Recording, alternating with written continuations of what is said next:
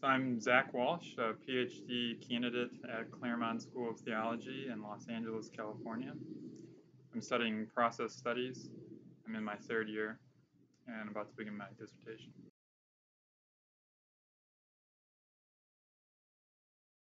With my background in philosophy and religion and everything else, I'm not only understanding and reading a lot about political economic transformations and how to go beyond capitalism and understand what a next system might look like in terms of both equity and sustainability. But I'm trying to also understand then how that shift in the material systems and economic systems and political systems might coincide with a shift in consciousness, with a shift in cultural values. And so that's really interesting, and that's sort of the heart of my work.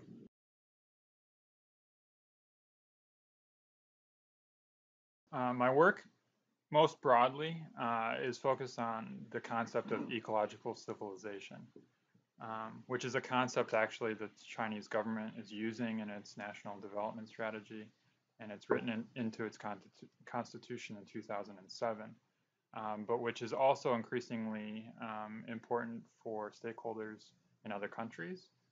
We've just recently developed an NGO in California called Toward Ecological Civilization, to use this concept as a sort of umbrella term for a lot of the initiatives we're doing on sustainability. Because to us, the term ecological civilization denotes a new mode of civilization that is equitable and sustainable and allows for all peoples, no matter where they come from, to flourish.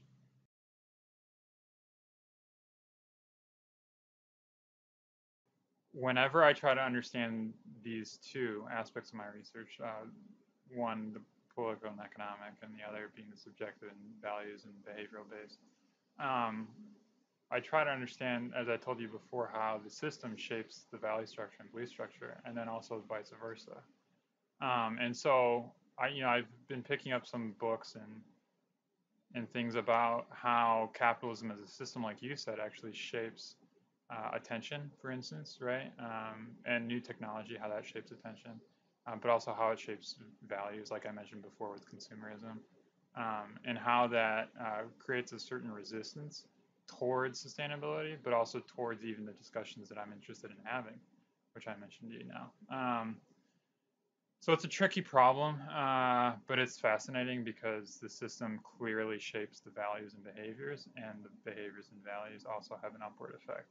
And so you see, in the case of the latter, communities developing systems specifically tailored for their values. So you see stuff like eco-villages, right, that already form a community around a very distinct set of values that are already sort of sustainable and pretty progressive in these sorts of things, developing systems on a more local, smaller scale, but in ways that supports those values. And ultimately, we would like to see the same done at a larger scale. But of course, it's harder because in these more intentional communities, people already have those values, and they choose voluntarily to become part of those communities and develop those systems to support those values. And I think on a larger scale, it's always harder because capitalism, I think there's a lot of implicit bias, and people don't know where their values come from, and they're conditioned to think a certain way and have a certain set of values without knowing that the system shapes them. And I think when you call those values into question, or do a little probing, or sort of, just like with the issue of race, sort of confront people on those implicit biases, it creates a lot of resistance, and they don't always often know where it's coming from. They just sort of lash out, or often you hear it just in terms of the language that's used. And I think, it's interesting because the sustainability movement as a whole has historically had the problem, I feel, of communicating effectively to people because they don't understand those people's beliefs or value structures, and they come with a very liberal bias, very progressive, white, well-off bias, and that doesn't speak to a majority of people. So I've tried to understand, and I have looked at the history of the environmental movement and understood how it's failed. And so, for instance, talking about the polar bears doesn't really matter to somebody in the inner city, but talking about good jobs, maybe green jobs, would.